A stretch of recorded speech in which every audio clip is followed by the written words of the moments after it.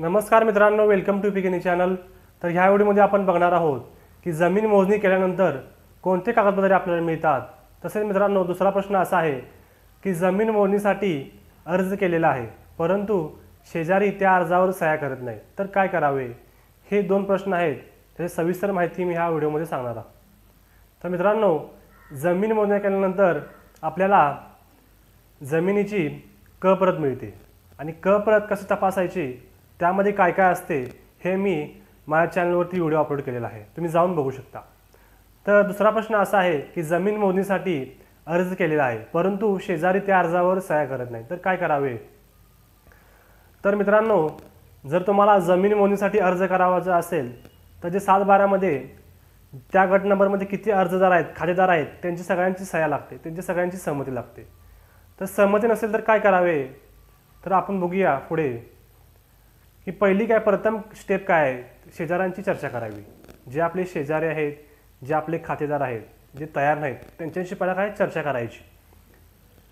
सर्वप्रथम शेजाऱ्यांशी समोरासमोर चर्चा करा आणि सहमती घ्या की ते तयार आहेत की नाहीत ते जाणून घ्या तुम्ही, आणि त्यांना मोजणीचे महत्त्व सांगून द्या की मोजणीमुळे कोणाचे नुकसान होणार नाही आणि याची तुम्ही काय त्यांना खात्री करून द्या।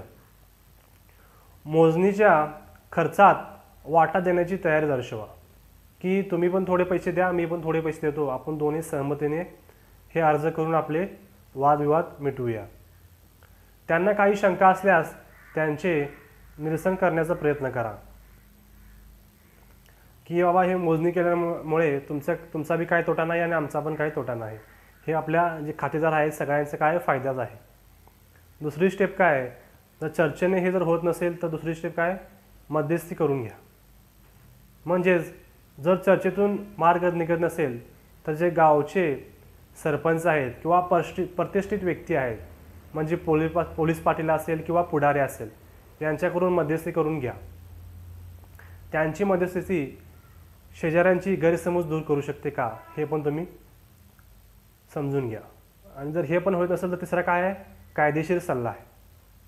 गरज भासल्यास वकील किंवा भूमी अभिलेख कार्यालयात अधिकाऱ्यांचा सल्ला घ्या, ते तुम्हाला योग्य कायदेशीर मार्ग तुम्हाला ते मार्ग सांगतील। आणि जर हे 3 स्टेप तुम्हाला जर होत नसेल तर चौथा आणि फायनल जे आहे ते काय आहे, न्यायालय। कोर्टात तुम्ही अर्ज करा। अखेरचा पर्याय म्हणून तुम्ही न्यायालयात अर्ज करू शकता। न्यायालयाने मोजणीचा आदेश दिल्यास शेतकऱ्याला मोजणीत सहकार्य करणे बंधनकारक असते। आणि तुम्हाला ह्यात महत्त्वाचे काय आहे की जमीन मोजणी करणं हा तुमचा अधिकार आहे। शेजाऱ्यांच्या असहकारामुळे तुम्हाला तुमचा हक्क सोडण्याची काही गरज नाही। कायदेशीर मार्गाचा अवलंबन करून तुम्ही तुमची मोजणी पूर्ण करू शकता। आणि माझ्याकडून तुम्हाला एक ॲडवाइस आहे, टीप आहे, ते म्हणजेच अर्ज करताना अर्जासोबत आवश्यक कागदपत्रे जोडा, जेणेकरून तुम्हाला पुढे जाऊन काही अडचण येऊ नये।